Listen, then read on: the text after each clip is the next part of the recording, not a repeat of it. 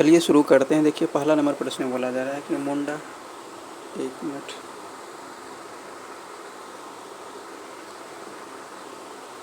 देखिए पहले नंबर प्रश्न में बोला जा रहा है मुंडा विद्रोह का नेतृत्व किसने किया था। तो मुंडा विद्रोह का नेतृत्व की बात कर लेंगे तो किसने किया था, इसका सही आंसर हो जाएगा बिरसा मुंडा ने किया था।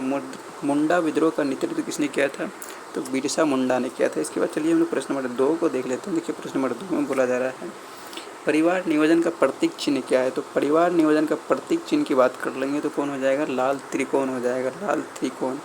बोला जा रहा है परिवार नियोजन का प्रतीक चिन्ह क्या हो जाएगा, तो लाल त्रिकोण हो जाएगा। इसके बाद चलिए हम लोग प्रश्न नंबर 3 की बात कर लेते हैं। प्रश्न नंबर 3 में मुगल काल की सरकारी भाषा क्या थी। मुगल काल की सरकारी भाषा की बात कर लेंगे तो क्या थी, फारसी हुआ करती थी। बोला जा रहा है मुगल काल की सरकारी भाषा क्या थी, फारसी हुआ करती थी। इसके बाद देखिए प्रश्न नंबर 4 की बात कर लेते हैं। तो प्रश्न नंबर 4 में बोला जा रहा है स्वर्ण मंदिर बनाने के लिए किस मुगल बादशाह ने ज़मीन दिया था। तो स्वर्ण मंदिर बनाने के लिए किस मुगल बादशाह ने ज़मीन दिया था, तो इसका सही आंसर हो जाएगा ऑप्शन नंबर सी, अकबर ने दिया था। बोला जा रहा है स्वर्ण मंदिर बनाने के लिए किस मुगल बादशाह ने ज़मीन दिया था, तो अकबर ने दिया था, अकबर ने। इसके बाद चलिए प्रश्न नंबर 5 को देख लेते हैं। प्रश्न नंबर 5 में बोला जा रहा है ग्लूकोमा रोग का संबंध किस अंग से। बोला जा रहा है ग्लूकोमा रोग का संबंध किस अंग से है। तो ग्लूकोमा रोग की बात कर लेंगे तो किस अंग से संबंधित हो जाएगा, तो आँख से संबंधित है। ग्लूकोमा रोग का संबंध किससे संबंधित है, आँख से संबंधित है। इसके बाद देखिए प्रश्न नंबर 6 की बात कर लेते हैं। प्रश्न नंबर 6 में है कांग्रेस के किस अधिवेशन में पहली बार स्वराज की मांग की गई। तो कांग्रेस के किस अधिवेशन में पहली बार स्वराज की मांग की गई थी, इसका सही आंसर हो जाएगा ऑप्शन नंबर ए, कोलकाता अधिवेशन 1906 ईस्वी में। बोला जा रहा है कांग्रेस के किस अधिवेशन में पहली बार स्वराज की मांग की गई थी, तो कोलकाता अधिवेशन 1906 ईस्वी में मांग किया गया था। इसके बाद चलिए हम लोग प्रश्न नंबर 7 की बात कर लेते हैं। देखिए प्रश्न नंबर 7 में बोला जा रहा है कालाहारी मरुस्थल कहाँ पर स्थित है। तो कालाहारी मरुस्थल की बात करेंगे तो कहाँ पर स्थित है, बोत्सवाना में स्थित है। बोला जा रहा है कालाहारी मरुस्थल कहाँ पर स्थित है, तो बोत्सवाना इसमें स्थित है।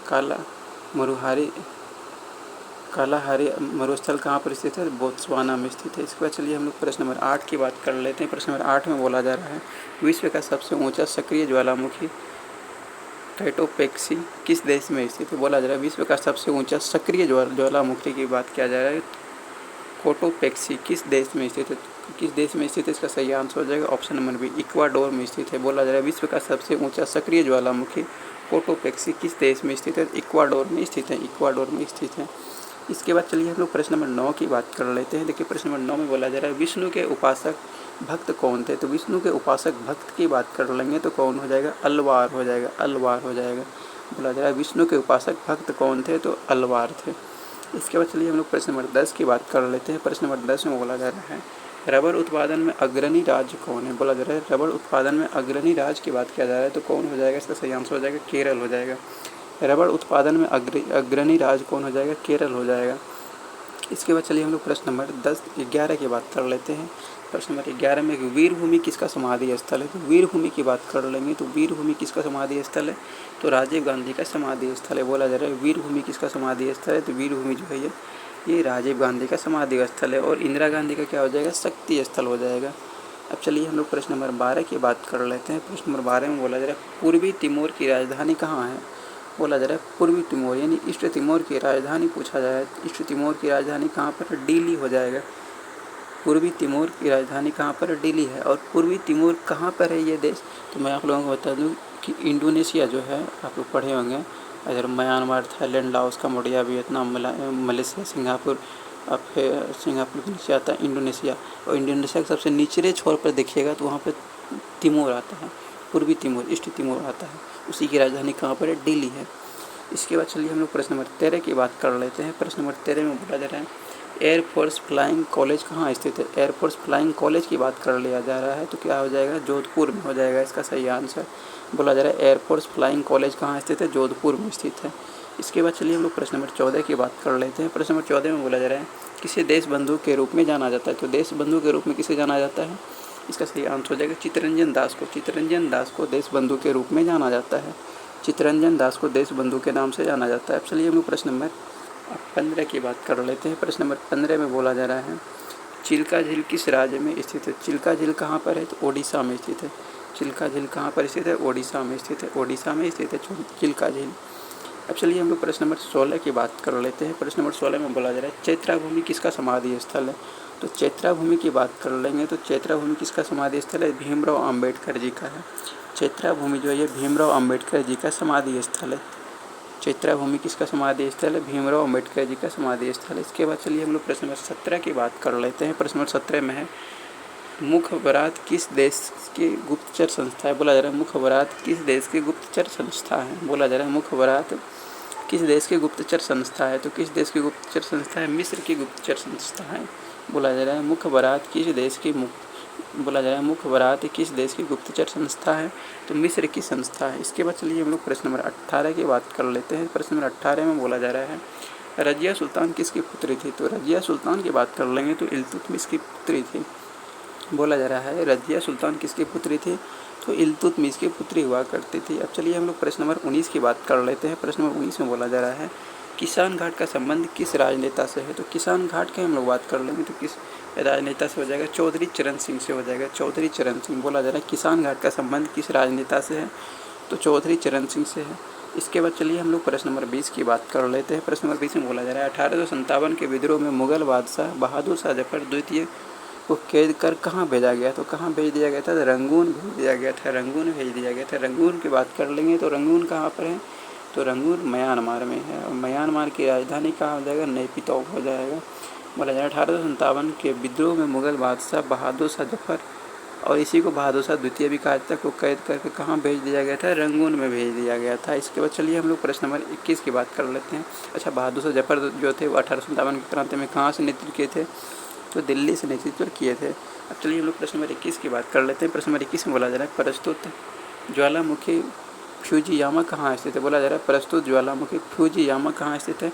इसका सही आंसर हो जाएगा ऑप्शन नंबर डी, जापान में स्थित है। बोला जा रहा है प्रस्तुत ज्वालामुखी फ्यूजियामा कहाँ स्थित है? जापान में स्थित है। इसके बाद चलिए हम लोग प्रश्न नंबर 22 की बात कर लेते हैं। प्रश्न नंबर 22 में बोला जा रहा है भोजन का पाचन कहाँ से शुरू होता है? तो भोजन के पाचन की बात कर लेते हैं। कहाँ से शुरू हो जाता है?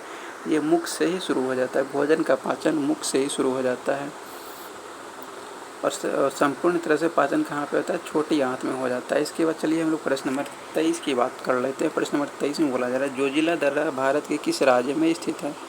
बोला जा रहा है जोजिला दर्रा भारत के किस राज्य में स्थित है? जोजिला दर्रे की बात कर लेंगे तो कहाँ पर हो जाएगा? जम्मू कश्मीर में हो जाएगा। वहीं हम लोग सिक्किम की बात कर लेंगे क्या हो जाएगा? नाथुला हो जाएगा। चलिए हम लोग प्रश्न नंबर 24 की बात कर लेते हैं। प्रश्न नंबर 24 में बोला जा रहा है चक्र किसका प्रतीक है? तो चक्र की बात कर लेंगे तो चक्र किसका प्रतीक है? प्रगति का प्रतीक है। चक्र जो है ये प्रगति का प्रतीक हो जाएगा। चक्र की बात कर लेंगे तो प्रगति का प्रतीक हो जाएगा। और शांति का प्रतीक क्या हो जाएगा? वाइट कपड़ा हो जाएगा, ये शांति का प्रतीक हो जाएगा। वाइट झंडा जो है ये शांति का प्रतीक हो जाएगा। उसका प्रश्न 25 में बोला जा रहा है ISI किस देश के गुप्तचर संस्था है? बोला जा रहा है ISI किस देश के गुप्तचर संस्था है? तो इसकी बात कर लेंगे हम लोग तो किसका हो जाएगा? पाकिस्तान हो जाएगा। ISI की बात कर लेंगे। ISI किस देश की गुप्तचर संस्था है? तो पाकिस्तान की गुप्तचर संस्था है। ISI की बात कर लेंगे किस देश की गुप्तचर संस्था है? तो पाकिस्तान की गुप्तचर संस्था है। वही हम लोग प्रश्न नंबर 26 की अगर यदि बात कर लेंगे, प्रश्न नंबर 26 में बोला जा रहा है RAW राव किस देश के गुप्तचर संस्था है? बोला जा रहा है RAW राव किस देश के गुप्तचर संस्था है? किस देश के गुप्तचर संस्था हो जाएगा? भारत के गुप्तचर संस्था है। इसके बाद चलिए हम लोग प्रश्न नंबर 26 तो हो ही गया है, भारत के ये गुप्तचर संस्था हो जाएगा RAW राव। इसके बाद चलिए हम लोग प्रश्न नंबर 27 की अगर यदि बात कर लेते हैं। प्रश्न नंबर 27 में बोला जा रहा है काला झंडा किसका प्रतीक है? तो काला झंडा की बात कर लेंगे तो किसका प्रतीक हो जाएगा? विरोध का प्रदर्शन हो जाएगा। काला झंडा जो है ये विरोध का प्रदर्शन हो जाएगा। विरोध का प्रदर्शन हो जाएगा। इसके बाद हम लोग प्रश्न नंबर 28 की अगर यदि बात कर लेंगे तो प्रश्न नंबर 28 में बोला जा रहा है अजंता की गुफा का संबंध किस धर्म से है? तो अजंता की गुफा की बात कर लेंगे तो किस धर्म से संबंधित है? ये तो हो जाएगा बौद्ध धर्म से संबंधित है। अजंता की गुफा जो है ये बौद्ध धर्म से संबंधित है। उसके बाद चलिए हम लोग प्रश्न नंबर 29 की बात कर लेते हैं। प्रश्न नंबर 29 में बोला जा रहा है राष्ट्रपति के निर्वाचन संबंधी विवाद किसे सौंपा जाता है? तो राष्ट्रपति के निर्वाचन संबंधी विवाद की बात कर लेंगे तो किसे सौंपा जाता है? इसका सही आंसर हो जाएगा ऑप्शन नंबर सी, सर्वोच्च न्यायालय को सौंपा जाता है। राष्ट्रपति के निर्वाचन संबंधी विवाद किसे सौंपा जाता है? तो सर्वोच्च न्यायालय को सौंपा जाता है। इसके बाद चलिए हम लोग प्रश्न नंबर 30 की बात कर लेते हैं। तो प्रश्न नंबर 30 में बोला जा रहा है, प्रश्न नंबर 30 की बात अगर हम लोग कर लें, प्रश्न नंबर 30 में है भारत छोड़ो आंदोलन कहाँ से शुरू हुआ था? तो भारत छोड़ो आंदोलन की बात कर लेंगे तो कहाँ से शुरू हुआ था, तो मुंबई से शुरू हुआ था, बम्बई से। तो भारत छोड़ो आंदोलन कहाँ से शुरू हुआ था, मुंबई से शुरू हुआ था। भारत छोड़ो आंदोलन कब चला था, 1942 में चला था, और इसी समय क्रूज मिशन भी आया था 1942 में। तो चलिए आज का सेट ख़त्म हुआ।